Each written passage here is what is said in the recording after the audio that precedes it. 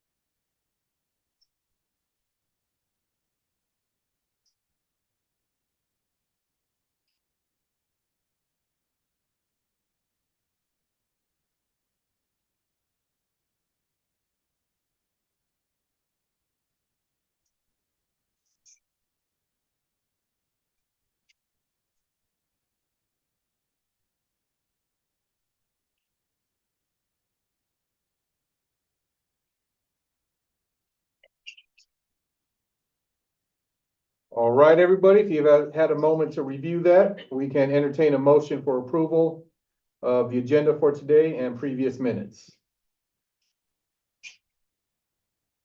Mr. Chairman, I so move that we accept the minutes for the previous meeting. Thank you, Mr. Davis, for the motion. Can I get a second, please? I'll second it. Thank you. Thank you for that second. And seeing no opposition, motion carries. Thank you for that. The next item on the agenda is open forum. We are currently here at the school right now. There are no visitors.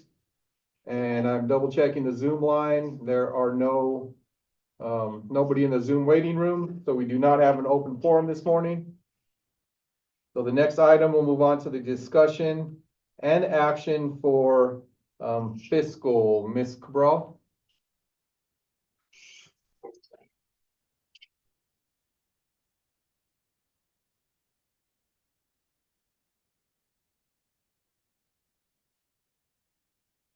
All right, so I'm gonna go ahead. What I did this month was combine February and March 2025 financials just for the sake of time and just catching up for the year.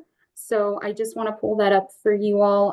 All of this was included in your packet as a PDF form, but I can also send out the worksheet if anyone wants it.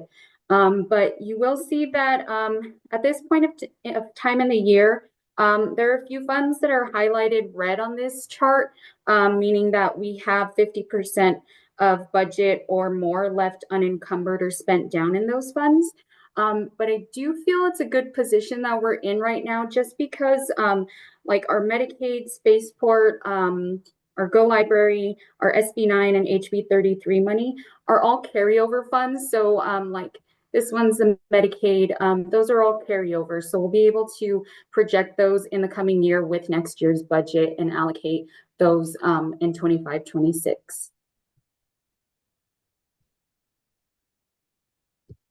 Moving on to revenue for February. It is pretty large, and I'll explain a little bit why that is. We did have an increase in our operational allocation there. Another thing is that we did have 2 large RFRs that came in for innovation zones. So we're totaling revenue for the month of February at $465,342. To the right, you'll see the pending RFRs for this month, and this is at 2/28/2025. So RFRs pending are totaling $42,000 there.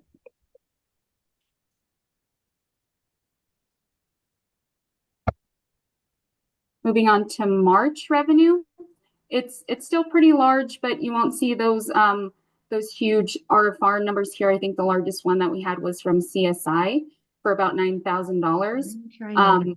So this is April 8th, time 9 to 12. And we added April 9th, 1 to 4. Yes, Okay, and then this one Hey, was Mr. 9 Estrada, to can you 12, but we mute, please? also added a PM. yes, that was Okay. I before, was like, this is what I was using for my calendar, and I was like, why? well, yeah. I was so Can confused. you mute? Okay, so revenue total for March 2025 is $312,840. And then to the right, you'll see our RFRs pending are about $5,700.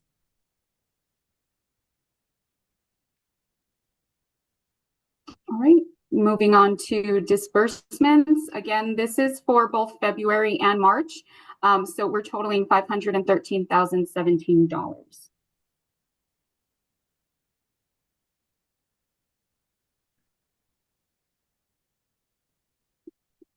And we'll move on to our visuals. Again, these were sent out PDF in your board packet, so I'll kind of get these zoomed in here. So for this first one, I did a little revision to what I presented in previous meetings. You'll actually see the actuals in that orange line going through the blue budgeted amount that we have, reflected in OBMS in our actual accounting software. So a lot of these, you'll see that, we're meeting what we actually allocated for this year. With our actuals, like that first graph, first bar here, this is all of our salaries. Everything is summarized. So it does include our instructional staff, our admin staff, secretaries, all of that.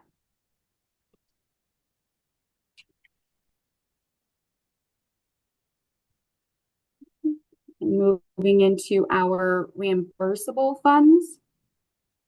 You'll see a lot of these are coming to that fully allocated amount, like our redistribution that has been totally spent down. Our Perkins, we're nearing that. Our Title II, we're getting close. This is specifically for professional development, so we'll get some of those expenditures allocated in that fund to kind of bring that down. But like this new one, the PEC one that we had been approved last meeting, we've already got most of that encumbered, so we are planning to have that spent down, I would think by end of May, to completely expend that fund. And it just goes on down the line in our reimbursable funds.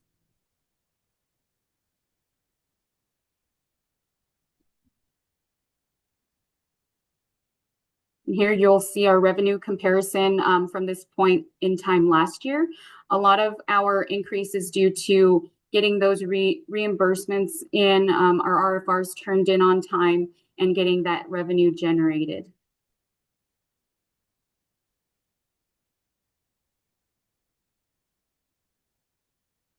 Next one is for March.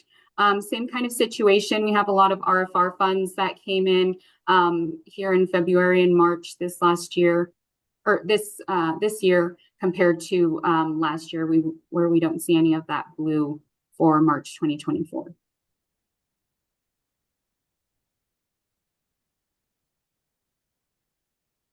Moving on to enrollment. This is a revision from the initial packet that was sent out. I don't think it saved what I had put in for membership, but we are totaling, I can get into just totaling 206 membership at March 31st. So you'll see the demographics there broken out in the chart. So this is a 12. We've gone down by 12 since January when we last reported enrollment. Moving Mr. Martinez, do you want to maybe provide a little bit on that now or in your report? Yeah, no, I can do it now, and you won't have to address it again on my report. So yeah, basically just due to our high mobility, we have lost some students to different, for different reasons. Amy could probably be a little more specific with those, and Leslie. But just, the general reasons of kids moving away with their parents, kids maybe just disengaging mid-year, students that have, been placed in the system for a variety of reasons, whether it's foster care, treatment, foster care, probation, or the juvenile justice system. So we have lost some of them, and our enrollment this time of year always kind of slows down just because of the time of the year. We don't get as many, and then we start getting, the eighth graders showing interest, which of course they'll start next year. So Leslie's busy with those packets, getting contact information. But we are still in a good, comfortable spot as far as enrollment, and even heading into next year.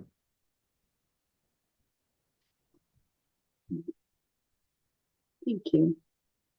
Okay, so if there are no questions about the budget reports as presented, I'd like to present the action items on the agenda. So we'll begin with BARs for approval. We did have quite a list this time around, just like previous meeting. These highlighted ones that I have selected are a direct result of our projected cash position, which consists of entries to true up our cash balance reflected at June 30th of the previous fiscal year, which was audited.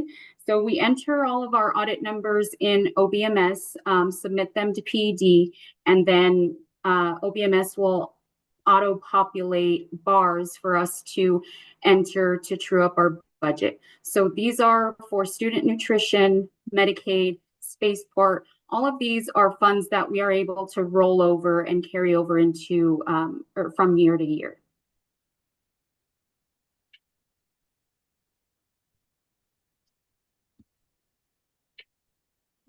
So the next one down I have is for Fund 27502, NextGen. We are asking to allocate and move some budget around to utilize for support salary and benefits for a project-based learning substitute to be on site and support our PBL activities. We did try to have a community partner come in to help with our AV pathway. That was not successful. So we figured at this point in time in the year, we need to probably get someone in there for that support and spend some of that allocation down.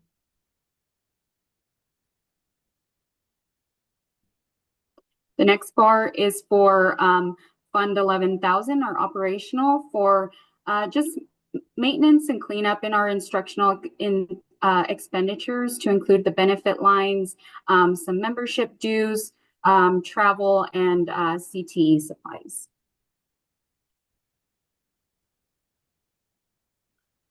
The next is also in Fund 11,000, our operational account, and this one is specifically for central service expenditures to include our benefit lines and travel.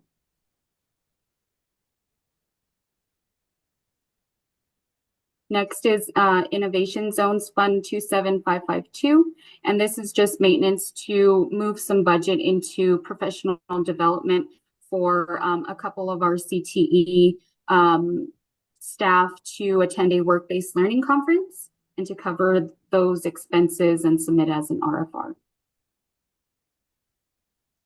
The next fund we're going to look at is 24106, Idea B. And this is simply just increasing our school nurse budget line to cover her services for the remainder of the school year. And the last bar that we have for approval is Fund 27533 for near peer tutoring. Again, maintenance to cover our student and mentor compensation and benefits. Does anyone have any questions on the bars presented?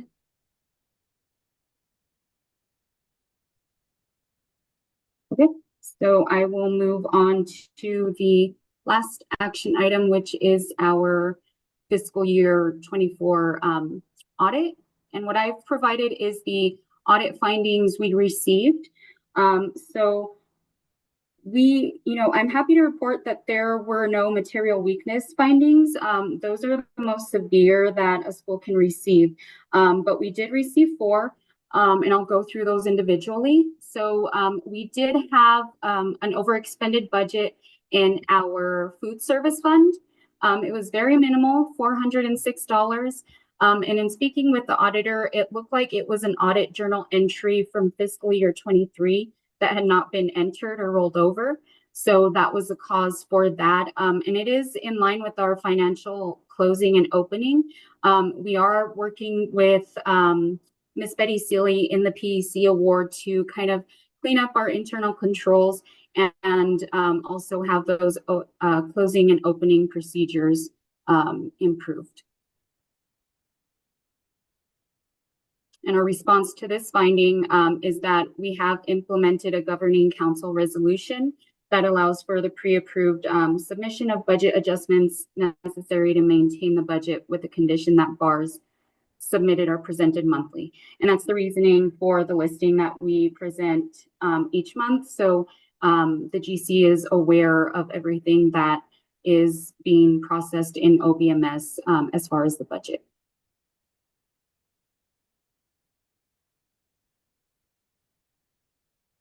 Our next finding is controls over cash receipts. So during the sampling of our deposit documentation, auditors pulled a couple deposits that didn't have a pre-numbered receipt. One instance was for t-shirt purchases.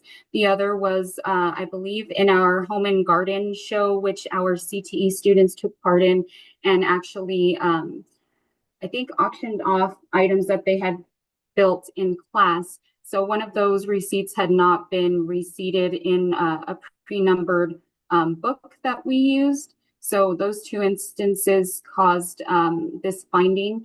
We have gone through with our secretary just to make sure everything that is coming in is receipted at that time, and then of course deposited within the 24-hour period.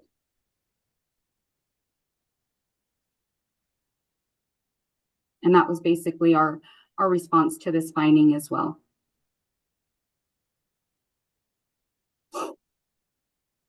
Okay, moving on to the third finding for procurement. We did receive this finding as a result of requesting, so we had been moving budget in our innovative zones to account for student transportation. We did plan on purchasing a vehicle. We did receive a few quotes, but there weren't enough to actually constitute, the solicitation. So we ended up using a vendor that was not state approved or part of a statewide price agreement or CES, anything like that, just so that we could get that vehicle in time for use for the school. And we did receive a finding for that.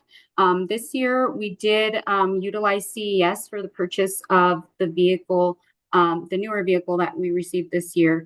And so we have corrected that process, and we hope that this will not be an issue next year.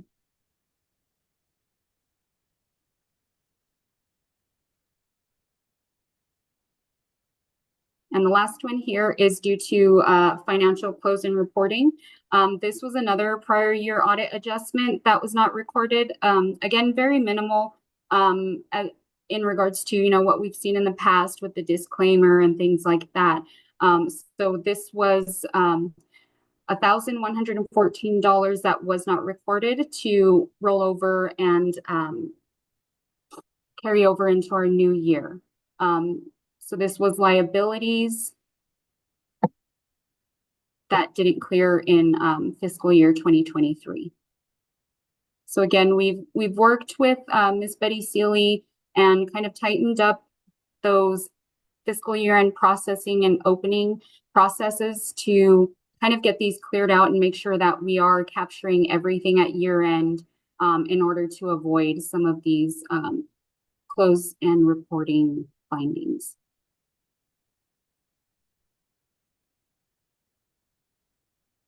Does anyone have any questions about the audit? If I could just add that, Ms. Priscilla, that, this audit is a drastic improvement over the last couple of years, and it's recognized by our auditor and also by the charter school division and PEC, and also by our budget analysts that this is a big improvement. Really showcasing all the hard work that Priscilla and everybody have put in improving our financial, status and compliance and protocols, internal controls, and everything like that to get to a point where we have 4, relatively minor findings versus everything that we had to clean up in the past. So great job, Priscilla, and everyone on here for that support. And we will just continue to improve on these findings and hopefully, receive some clean audits in the years ahead.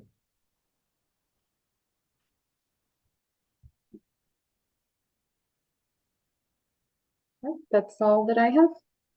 Thank you.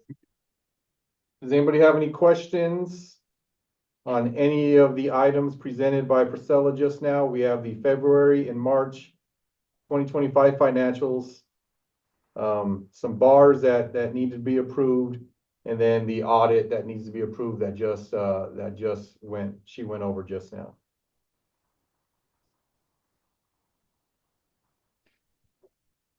All right, if there's no questions or discussion, we can entertain a motion to approve February and March 2025 financials, the bars as presented, and the 23-24 fiscal year audit as presented.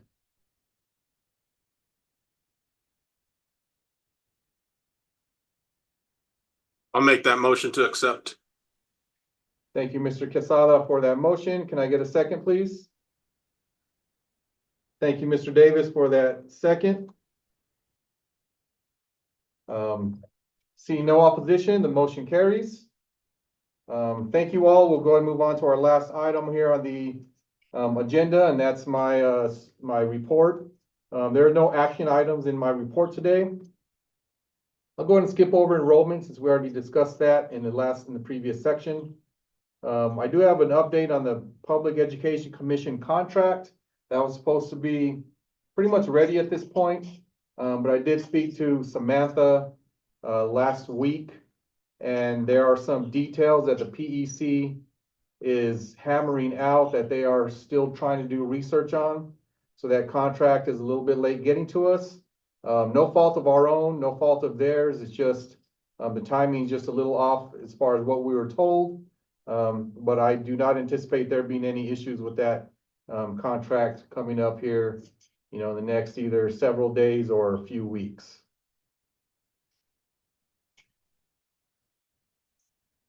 Next item is a CTE work-based learning update. We continue to have students placed in various, programs or companies or places throughout the city. The education home build is still going on. That should be about a 3-week period where they're going to be wrapping that up and closing that project up and completing that home.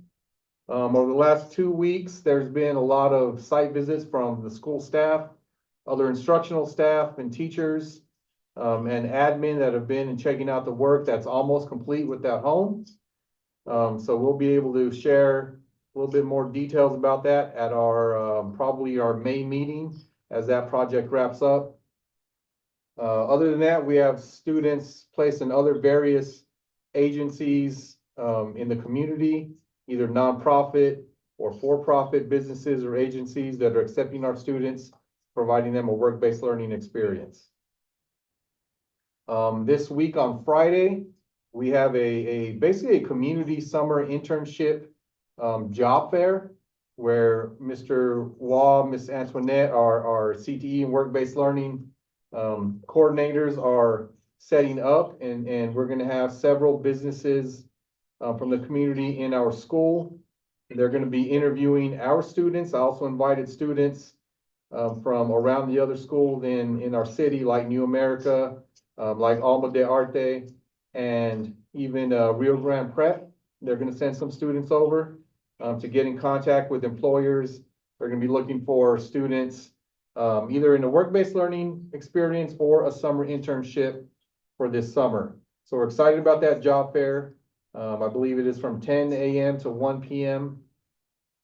So if you want to stop by, you're more than welcome to do so and meet some other, community members and see our students in action as far as doing some interviews to get placed either in a summer internship or an extended work-based learning experience. The next item I'll have Matt talk about is called the GRIP program, and I'll have him explain what that is. Go ahead, Matt. Hi guys, so the GRIP program is a state initiative that Priority Schools Bureau is spearheading, and it stands for Graduation Re-Engagement Internship Programs. So we as a school had been trying to figure out a more meaningful way for students to recover credit if seniors were behind. Our previous process was primarily through Edgenuity, which isn't as beneficial as it could be for students.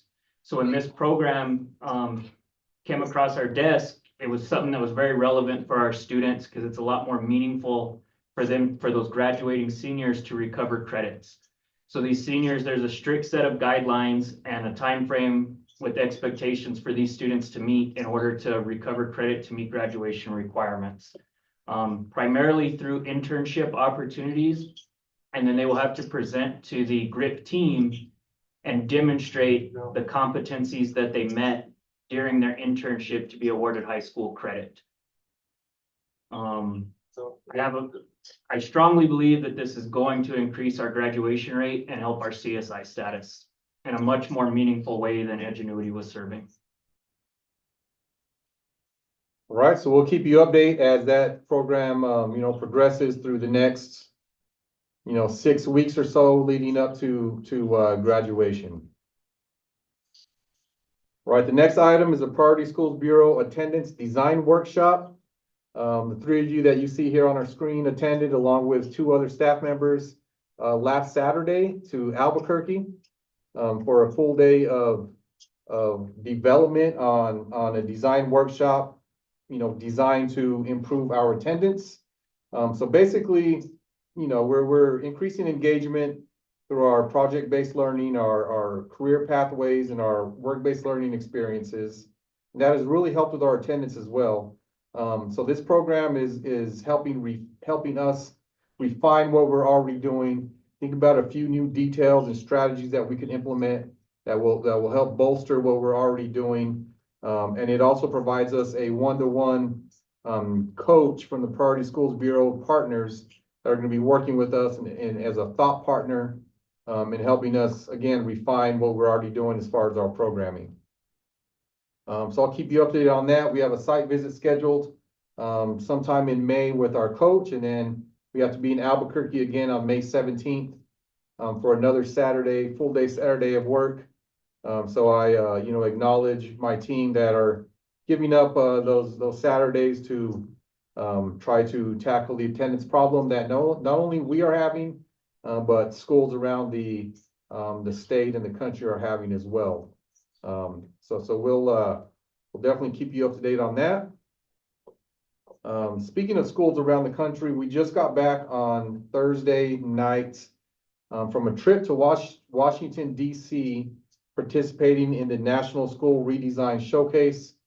Myself, Ms. Salas, and 3 students went, and the students have been working all year with Johns Hopkins University and other schools from around the nation to present a showcase, a redesign they've been working on that specifically focused for us this year on our RAM Relaxation Cafe, and providing a space for students to address some social emotional learning, to take some good brain breaks, and to just address their mental health in providing a space for that they helped work on and help design and have some ideas now on how to even improve and make it better. So it was a great experience for those 3 students in DC. We also got invited to present this showcase at the Charter School Division Conference in mid-June, as well as the other 3 charter schools that were representing New Mexico at the Redesign Showcase. So we're going to be doing that kind of as a group.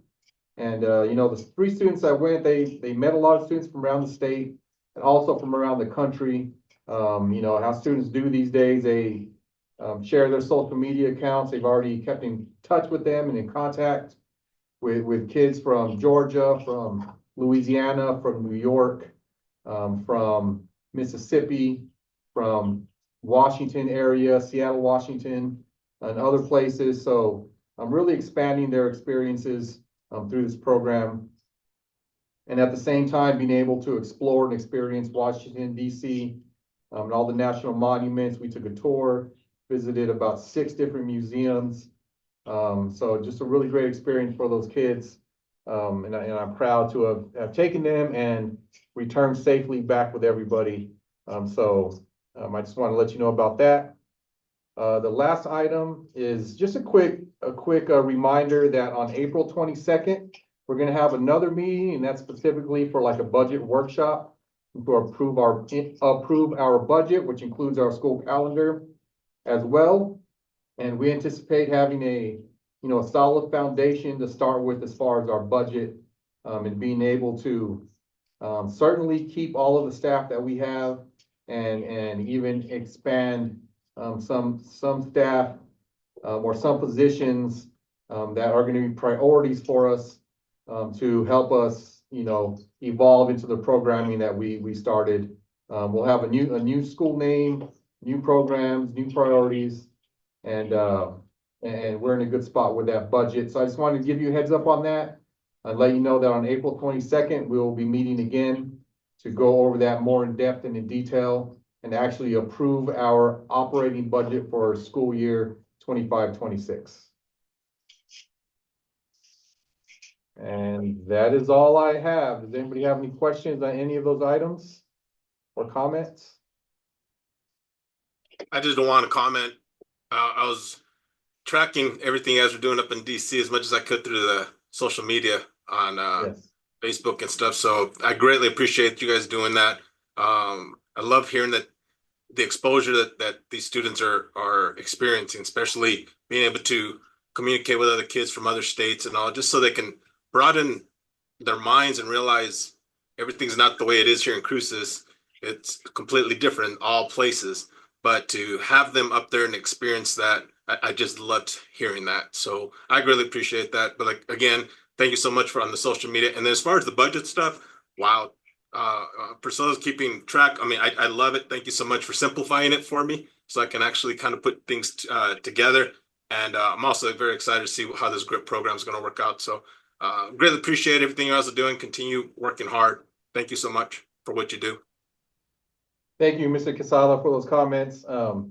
And, we haven't had time quite yet, but at the next meeting or the one in May, hopefully we'll be able to share some of those pictures and videos, or maybe even hear from some of the students themselves on their experience in DC.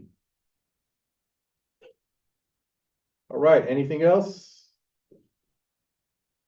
If no other questions or comments, we could entertain a motion to adjourn. I'll make that motion. Thank you, Mr. Davis. Thank you, Mr. Casada, for that second. Seeing no opposition, motion carries.